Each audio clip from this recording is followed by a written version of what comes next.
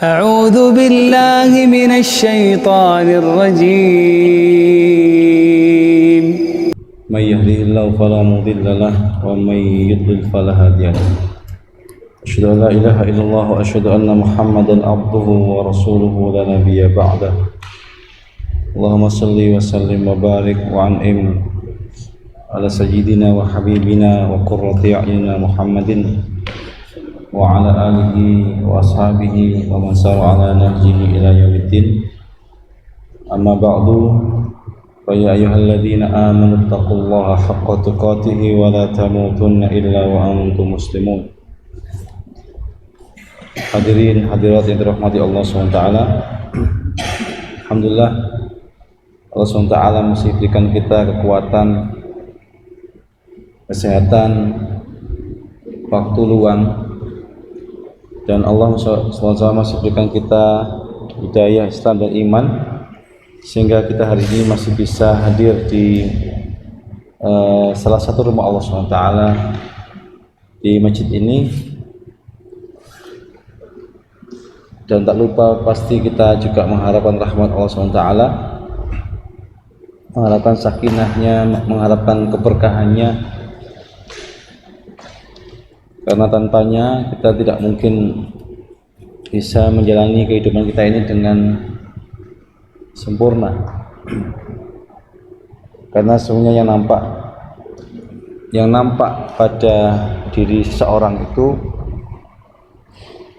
bisa jadi bukan penampakan yang asli, karena sebenarnya kebahagiaan itu adanya di hati, dan tidak ada kebahagiaan kecuali karena rahmat Allah SWT, karena sakinahnya, dan karena keberkahan Allah SWT.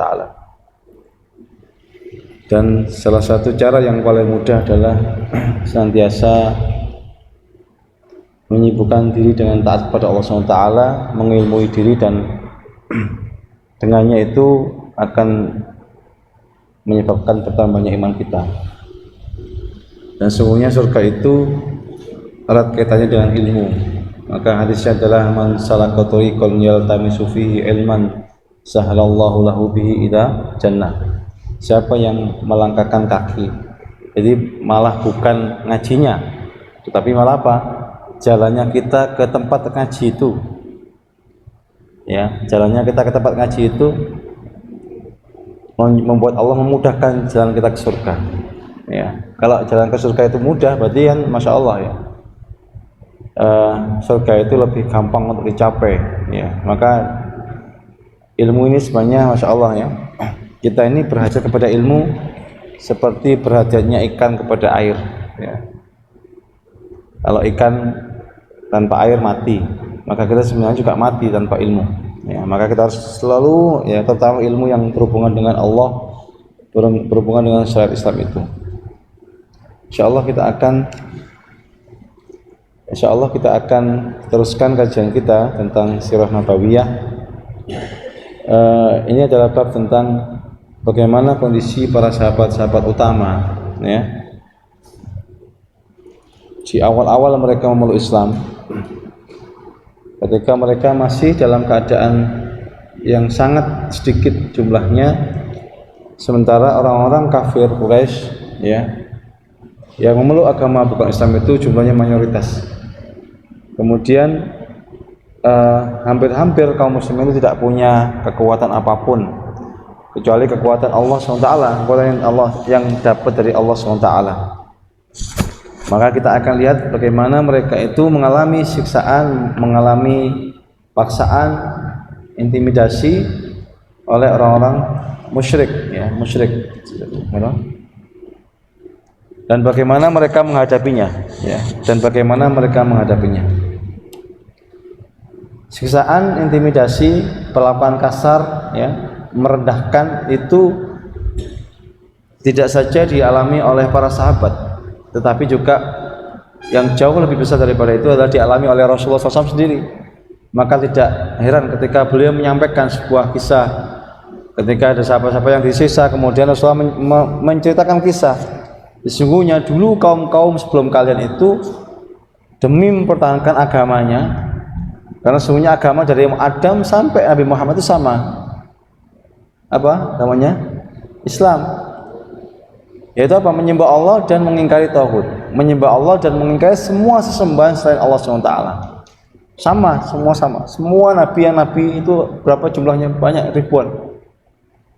124.000 kira-kira. Nabi itu semua mendakwakan dakwah yang sama, ya. Yaitu menyembah Allah dan menyekutukan selain Allah, ya. Tidak menyembah atau menjauhi setiap sekutu, ya. Itu tugasnya para nabi. Dan Rasulullah mengatakan dulu umat-umat sebelum kalian itu bentuk siksaannya lebih mengerikan daripada siksaan hari ini.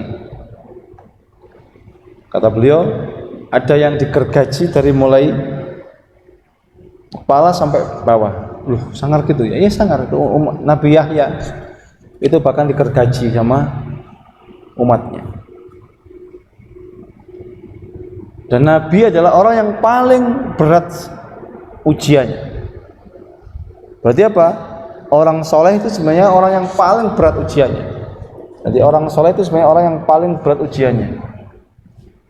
Orang soleh adalah orang yang paling berat ujiannya. Kenapa? Ya memang begitu. Biar apa? Nanti biar dosanya hilang.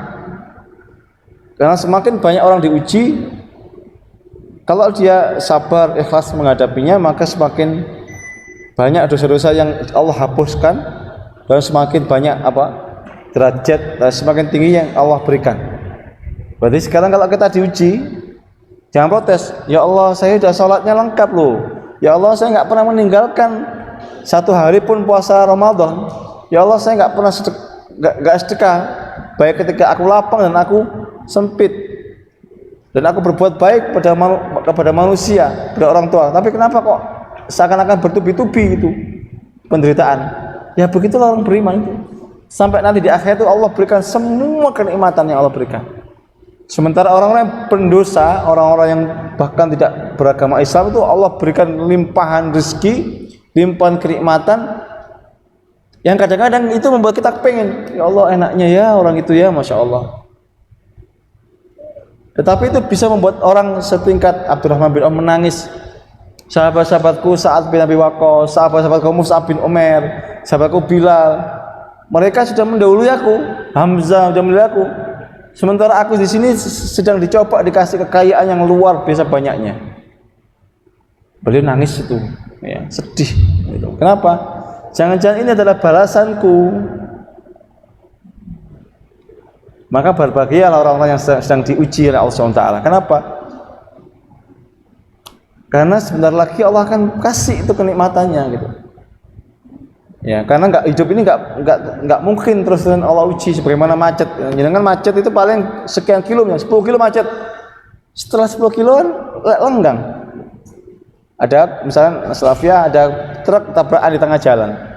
Truk melawan kontainer, nutup jalan.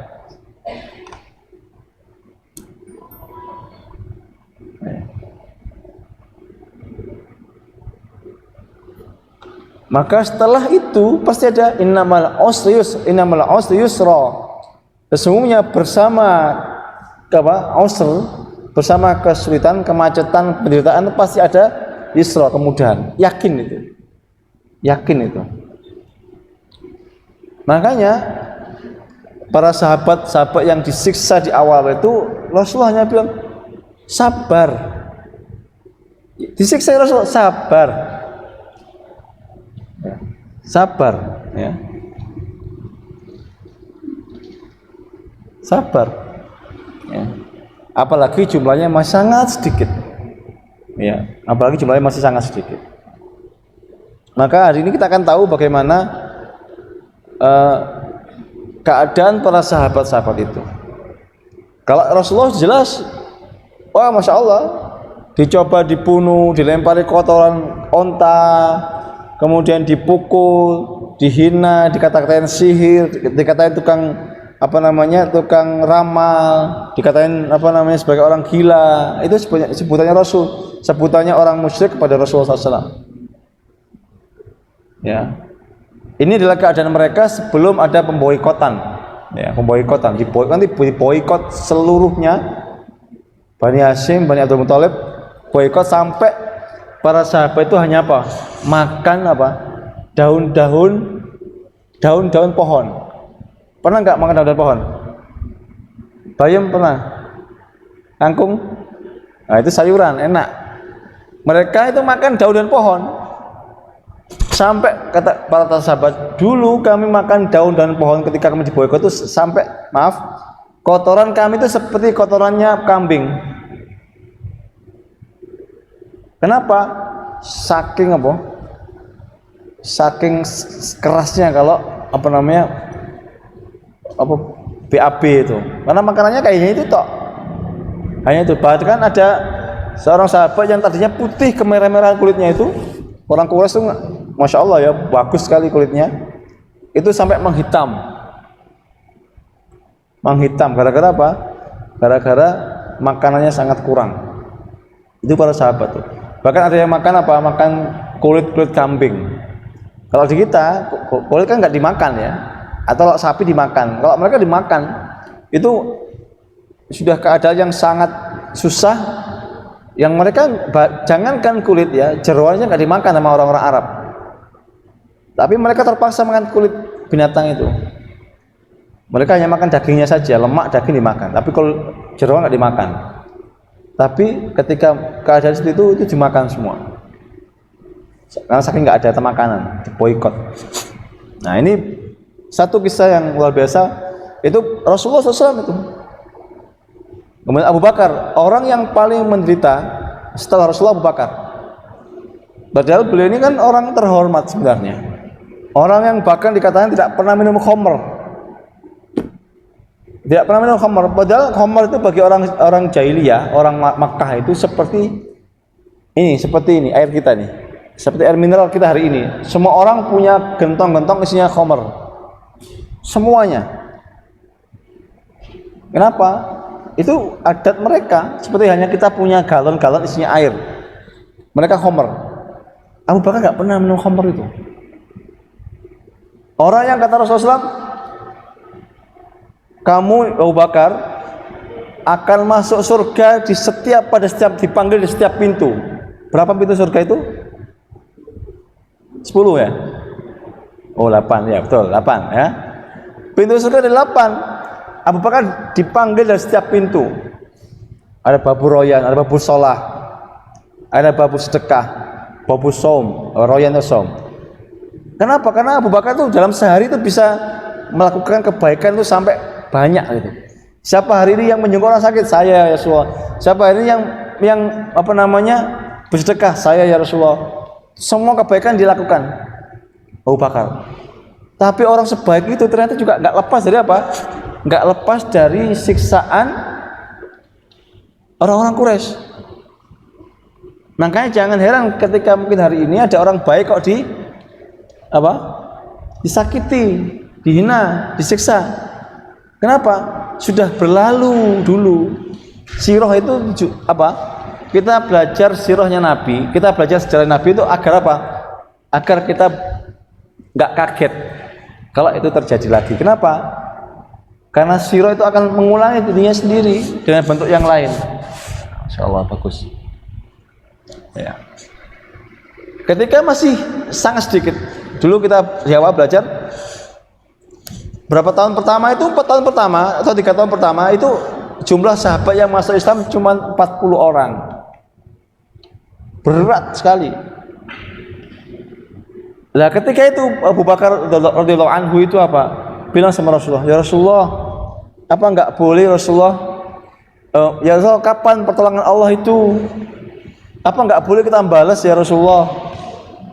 Enggak, sabar. Ya, sabar. Disuruh sabar terus. Bahkan sampai 13 tahun sabar. Susah enggak? Berat. Kalau orang diganggu kan biasanya mau apa? Balas kan? Kalau dia ngata-ngatain kita balas kata-katanya. Kalau dia mukul kita balas pukulannya. Tapi Rasulullah sabar. 13 tahun sabar. Akhirnya mereka apa? Mereka minta Rasulullah, mata nasrullah. Kapan ya pertolongan Allah datang? Ala inna nasrallahi qarib. Allah bilang di akhirnya apa? Sesungguhnya pertolongan Allah itu sangat dekat. Sangat dekat. Ya. Itu ya Abu Bakar tuh. Dulu Aisyah radhiyallahu anhu, putrinya Abu Bakar radhiyallahu anhu, Aisyah radhiyallahu anha pernah mengatakan, dulu ketika Abu Bakar bersama 38 sahabat tuh mengeluh kepada Rasulullah, ya Allah berat banget nih penderitaan itu. Sabar. Disuruh sabar sama Rasulullah. Dan memang sabar beliau itu, sabar sekali. Beliau dari orang kalangan orang kaya ya, karena beliau pedagang ya, pedagang terkenal. Tetapi itu tidak mencegah orang-orang kafir Quraisy untuk memberikan apa? Penghinaan dan kekerasan kepada beliau.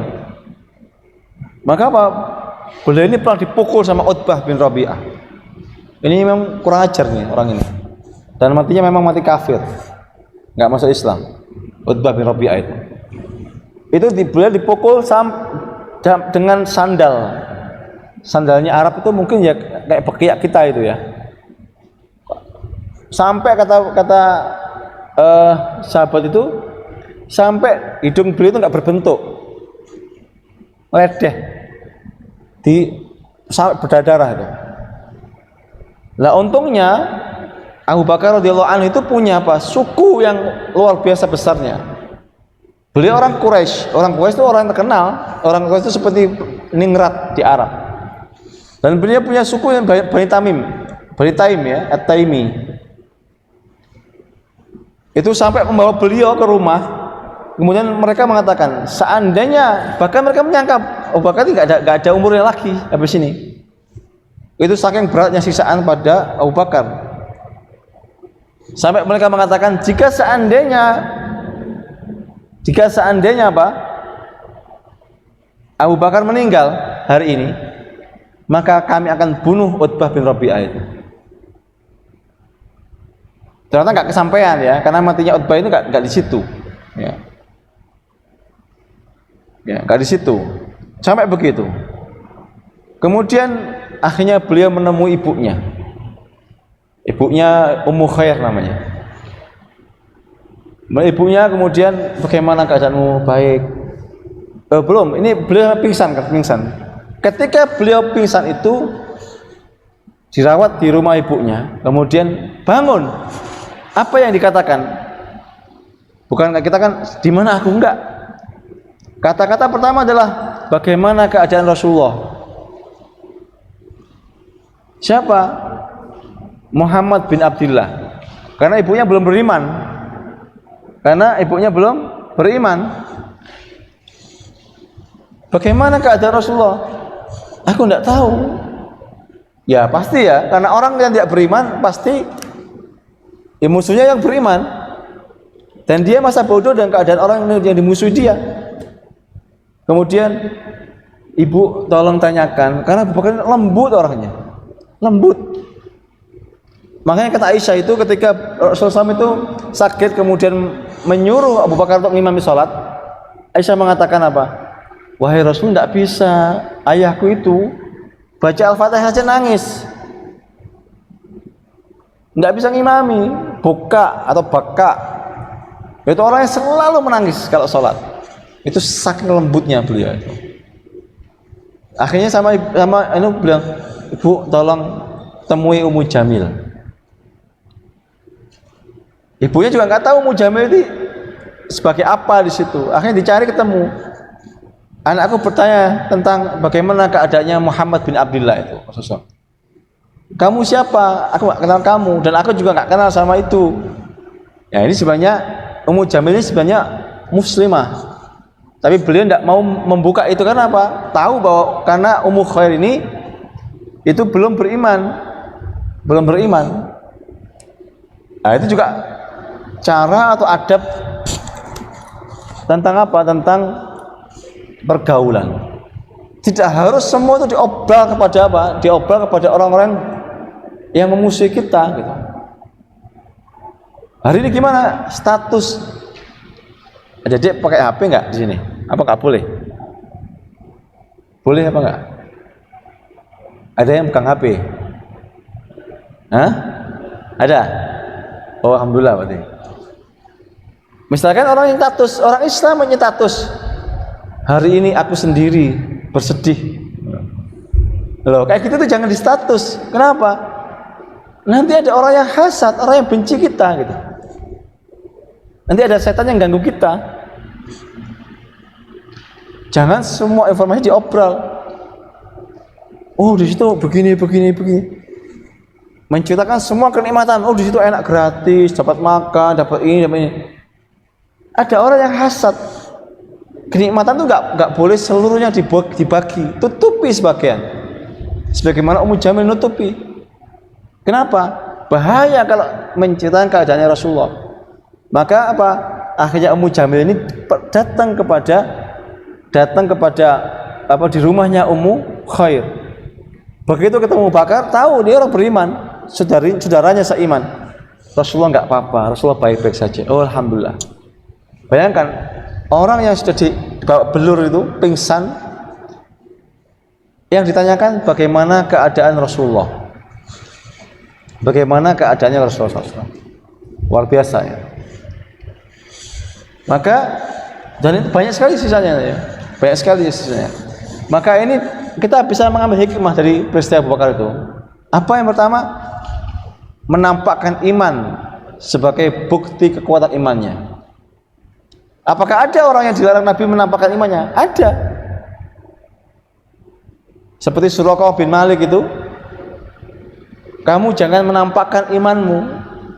Nanti kalau engkau sudah dengar namaku, maka engkau boleh menyatakan keislamanmu.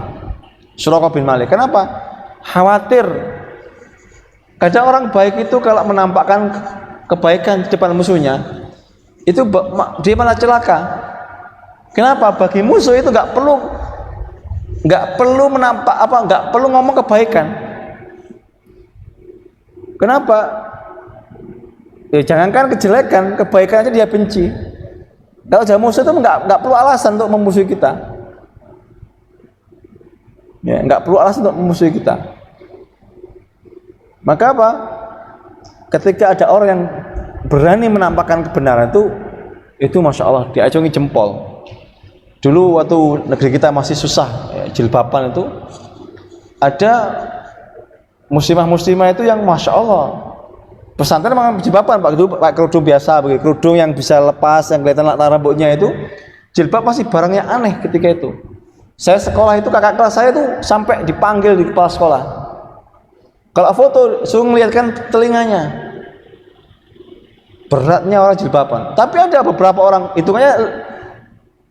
hitungan jari tangan, nggak sampai 10 orang yang pakai jilbab di sekolah umum, sekolah negeri. Zaman dulu masya Allah susah. Maka orang yang begitu itu jos. Ya. Hari ini orang malu nggak pakai jilbab. Dulu orang malu pakai jilbab. Maka ketika orang yang menampakkan iman seperti Abu Bakar ini, maka itu adalah bukti kekuatan imannya. Karena dia siap untuk diuji sama Allah SWT.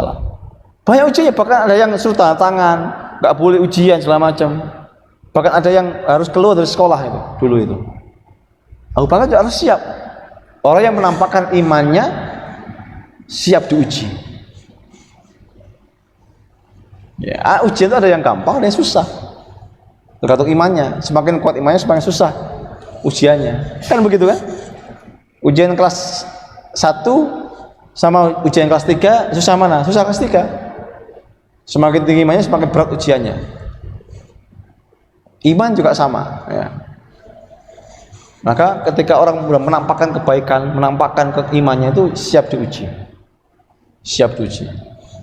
Itu hikmahnya. Kedua adalah cinta beliau kepada Allah dan Rasulnya melebihi cinta beliau bahkan kepada bapak dan ibunya, bahkan kepada diri beliau sendiri. Sebagaimana kata Umar bin Khattab, ya. Kata beliau? Ketika datang, wahai Rasulullah, aku mencintaimu seperti aku mencintai diriku sendiri, diriku sendiri dan mencintai apa? Anak dan istriku. Belum beriman. Abu Bakar dari awal sudah beriman. Kenapa? Karena beliau lebih mencintai Allah dan Rasulnya melebihi cinta beliau kepada diri sendiri. Buktinya apa tadi itu? Sudah begitu, sudah pingsan, bangun, yang ditanya pertama kali apa? Bagaimana keadaan Rasulullah? Itu kan biasanya apa? Alam bawah sadar tuh, refleks, ya kan? Refleks orang itu, nggak bisa dibuat sandiwara, refleks. Itu yang kedua. Maka pembuktian cinta itu ya di saat apa? Di saat sedih, di saat ujian, di saat duka. Termasuk pembuktian siapa sahabatmu. Sahabat Ali bin Abi Thalib itu pernah ditanya, wahai Ali, berapa jumlah sahabatmu? Kan sebenarnya gampang itu kan. Apa yang beliau katakan? Tunggu ketika aku sakit, nanti akan aku hitung jumlah sahabatku. Siapa itu sahabatnya? Yang jenguk, ya kan? Yang jenguk, yang bertanya kabarnya, yang bawa obatnya, yang bawa makanan, itulah sahabat. Kalau seneng mah sahabatnya banyak, apalagi yang duitnya banyak, sangu dapat banyak dari orang tuanya, wih sahabatnya banyak banget, iya duitnya banyak. Maka ngitung sahabat itu ketika apa? Ketika susah. Makanya Rasulullah itu nyebut muridnya itu bukan murid, tapi apa? Sahabat. Kenapa? Justru mereka berkumpul ketika Rasulullah sedih. Kalau enggak ditinggal, seperti Bani Israel. Idhab anta faqatila inna nahnu hauna laqaidun. Bani Israel ketika dipimpin Musa alaihissalam mau masuk Al-Aqsa, mau masuk apa itu Masjid Al-Aqsa itu, bagaimana yang dikatakan orang-orang Bani Israel? Wahai Musa, pergilah engkau bersama Tuhanmu sendirian berdua. Kami di sini tunggu sampai kalian menang. Duduk aja kami di sini. Kenapa? Gelem enake, gak gelem sorone. Bukan sahabat. Makanya karakternya sahabat Rasulullah, sahabatnya Isa alaihissalam dengan sahabatnya Musa beda. Sahabatnya Isa itu perlu apa? Mengatakan kepada Isa alaihissalam, wahai Isa, mohonlah kepada Tuhanmu untuk menurunkan makanan sebagai apa? Dari langit, sebagai bukti apa? Bukti iman kami, bukti kuasa Allah. Allah turunkan apa? Manna wa salwa, ayam goreng dari langit dan manisan, ya, sejenis madu. Terus mereka nggak mau, tambahan lagi, ya, tambah ya, nggak ada acarnya, minta acar lagi. Itu puasanya sahabat. Kalau sahabat Rasulullah, sami'na wa ata'na, sami'na wa ata'na. Kalau Bani Israil, sami'na wa asaina, aku dengar dan aku taat. Itu maka sahabat semua. Kemudian hikmah yang berikutnya adalah fanatisme suku, bahwa orang itu ya itu punya keluarga besar. Ini buruk kalau ini dijadikan sebagai apa? Dijadikan sebagai apa? Dorongan fanatis. Siapa kamu? Orang Kalimantan. Berarti kamu bukan Jawa. Ayo musuhan, jelek. Atau fanatisme apa? Fanatisme kesamaan pendukung misalnya apa? Arema musuh apa? Persebaya, sampai teman-teman, sampai sawah-sawatan Patu, sampai darah-darah, pengen meninggal. Itu buruk. Tetapi kalau digunakan dalam kebaikan, baik. Contohnya apa? Abu Bakar. Ketika dia disiksa, ketika dia ditawur orang-orang Quraisy, siapa yang nolong? Allah, kemudian suku Taim. Makanya kita harus pastikan orang-orang yang menjadi orang yang berasal di tempat yang sama itu kita baik dengan mereka. Misalkan dari sini ada yang dari mana gitu ya, sama beberapa orang di situ. Baik-baiklah dengan mereka. Kenapa? Mereka akan menjadi penolong pertama kita ketika kita diuji. Ya. Seperti Bani Taim. Ini harus begitu. Termasuk dengan keluarga besar kita. Walaupun itu apa? Itu nisbi, itu ada akhirnya. Karena sesungguhnya fanatisme yang benar adalah fanatisme karena Allah SWT. Fanatisme karena Allah SWT. Kalau orang sampai misalkan membela mati-matian sukunya atau bangsanya, kalau nggak ada dasarnya karena Islam, maka matinya mati jahiliyah. Kotok-kotokan perkara beda suku. Nah itu, dan itu sengaja dihembuskan orang-orang kafir untuk memecah belah kaum muslimin sejak zaman dulu. Bahkan Ansar dan Madinah sama. Ketika Rasulullah sudah dengar hidup Ansar, hidup Muhajirin, itu Rasul marah. Kenapa? Sudah mulai ada fanatisme, bukan fanatisme agama. Kemudian hikmah lagi adalah kehati-hatian dan waspada. Ini pada apa? Pada peristiwa ketika apa? Beliau meminta kejelasan tentang bagaimana keadaan Rasulullah kepada Ummu Jamil. Kemudian Ummu Jamil ketika ketemu sama Ummu Khair, ibunya Rasul Abu Bakar, itu nggak dijawab dengan apa? Nggak dijawab dengan sesungguhnya, ditutupi. Kenapa? Khawatir. Kenapa? Dia belum beriman. Akhirnya ketika ditemukan sama Rasulullah, karena habis itu Abu Bakar diantar dalam keadaan yang masih lemah, itu diantar sama keluarganya, termasuk sama ibunya, ke Rasulullah. Beliau Abu Bakar kepada Ummu Jamil mengatakan, tidak apa-apa, itu ibuku, dia tahu dia. Memang beriman tapi ibuku. Kemudian beliau minta kepada Abu Bakar, kepada Rasulullah, tolong doakan ibuku. Doakan sama beliau. Habis itu masuk Islam. Makanya dipuji Abu Bakar itu kenapa? Ibunya Islam, bapaknya Islam, beliau Islam, anaknya Islam. Abdurrahman, ya, semua itu makanya luar biasa karena dari datuk-datuknya itu Islam, ya. Dari mbahnya Islam, keturunan orang soleh. Itu Abu Bakar. Maka beliau doakan itu. Rasulullah doakan, akhirnya ibunya masuk Islam. Sebagaimana Abu Hurairah ya, yang membawa bapaknya untuk masuk Islam, doakan Rasulullah SAW sentuh dadanya dingin, kemudian masuk Islam. Nah, itu Abu Bakar. Sudah Isya.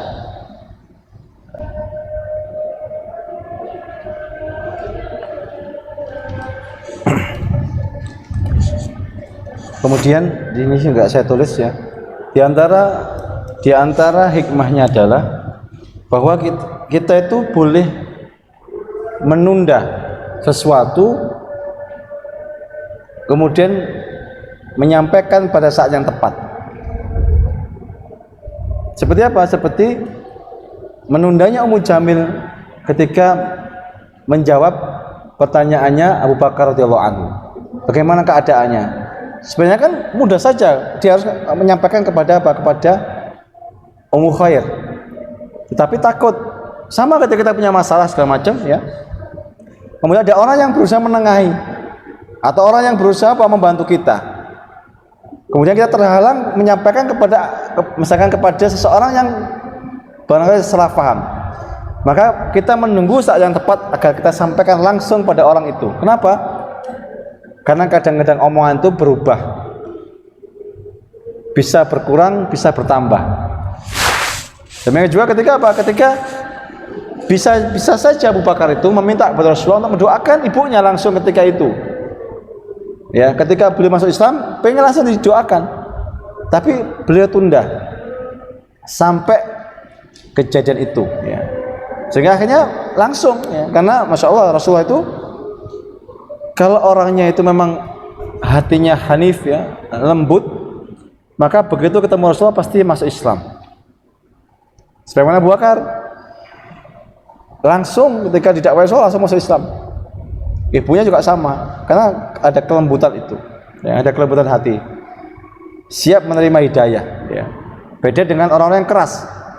Maka nanti ada yang unik adalah ketika kita membahas tentang bagaimana penderitanya Bilal bin Rabah.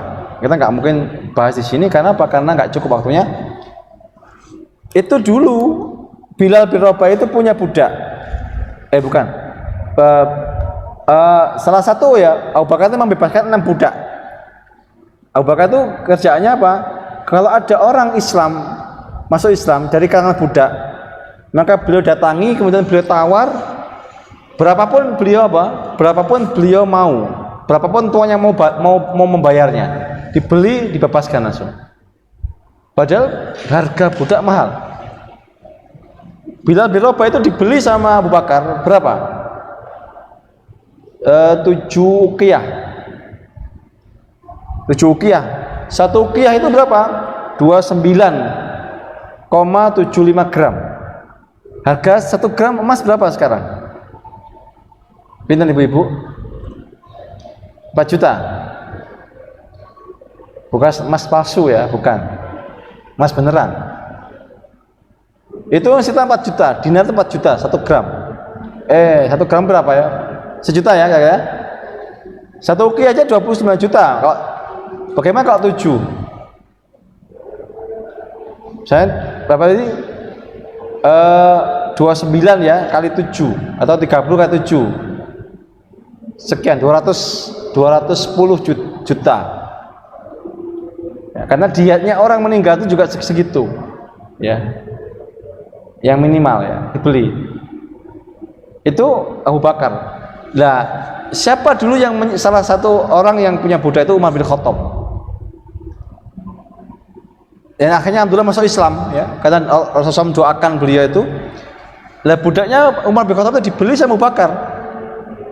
Dibeli sama Abu Bakar. Kenapa? Waktu itu Umar bin Khattab lagi menyiksa budaknya. Menyiksa sampai pegel. Bayangkan Umar bin Khattab itu apa? Nyiksa sampai pegel. Gara-gara budaknya beriman.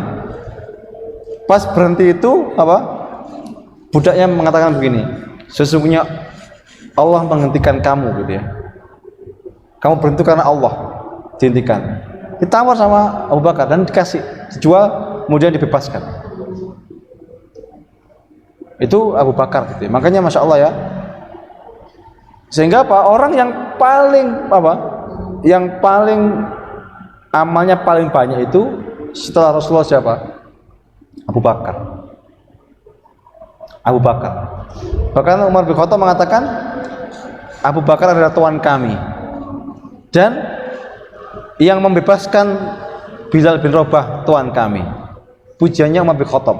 Betul, Umar bin Khattab itu kan khalifah kedua setelah Abu Bakar kan? Dipuji itu. Akhirnya orang berbalik, Umar bin Khattab yang tidak menyiksa kaum muslimin menjadi orang yang paling kuat ya, paling kuat membantu kaum muslimin. Ya. Itu diantara faedah apa namanya dan hikmah yang bisa kita ambil dari kisah intimate siksaannya Abu Bakar yang dialami oleh Abu Bakar radhiyallahu anhu taala. Barangkali ada yang bertanya, ambil di sini.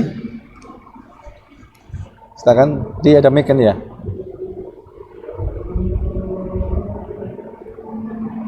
Kalau nggak ada yang tanya, saya tanya.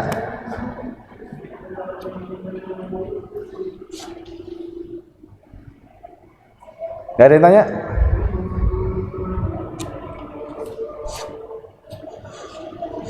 Siapa yang memukul? Ada tanya? Siapa yang memukul sehingga wajahnya Abu Bakar itu radhiyallahu anhu itu sampai nggak berbentuk? Siapa? Siapa? Utbah bin Rabi'ah. Alhamdulillah. Diingat-ingat ya. Utbah bin Rabi'ah. Siapa nama ibunya Abu Bakar? Atau kunyahnya? Hah? Ummu siapa? Ummu Jamil. Ummu Khair. Ummu Khair. Kalau bapaknya siapa namanya? Bapaknya PR ya? Ya, bapaknya Abu Bakar siapa namanya ya? PR ya? Insyaallah kita ketemu pekan depan ya. Semoga Allah SWT berikan kita keimanan yang kuat ya, Islam yang kuat, dan semoga Allah SWT berikan kita kekuatan ketika iman itu datang, kemudian Allah memberikan kita ujian dan kita kuat menjalaninya. La yukallifullahu nafsan illa usaha. Sebenarnya Allah SWT itu tidak pernah membebani seseorang di luar kemampuannya. Maka ketika kita diuji dengan Allah yang nampaknya itu berat, sesungguhnya kita itu mampu sebenarnya untuk apa? Untuk menahannya, untuk menjalaninya. Dan la haula wala quwata illa billah, tidak ada kekuatan apapun, tidak ada sandaran yang kita sandari kecuali Allah SWT. Dan sesungguhnya sebaik-baik sandera adalah Allah SWT, bukan manusia. Kalau kita ngeluh pada manusia, semakin menambah kesedihan dan tidak mengurai masalah. Tapi kalau kita mengeluhnya pada Allah, maka masalah itu akan urai dan akan kecil dengan sendirinya. Alafu minkum, mohon maaf atas segala kurangan. Ihdinas siratal mustaqim, siratal ladzina an'amta 'alaihim ghairil maghdubi 'alaihim waladdallin. Amin. Subhanakallahumma wa bihamdika asyhadu an la ilaha illa anta astaghfiruka wa atubu ilaik. Assalamualaikum warahmatullahi wabarakatuh.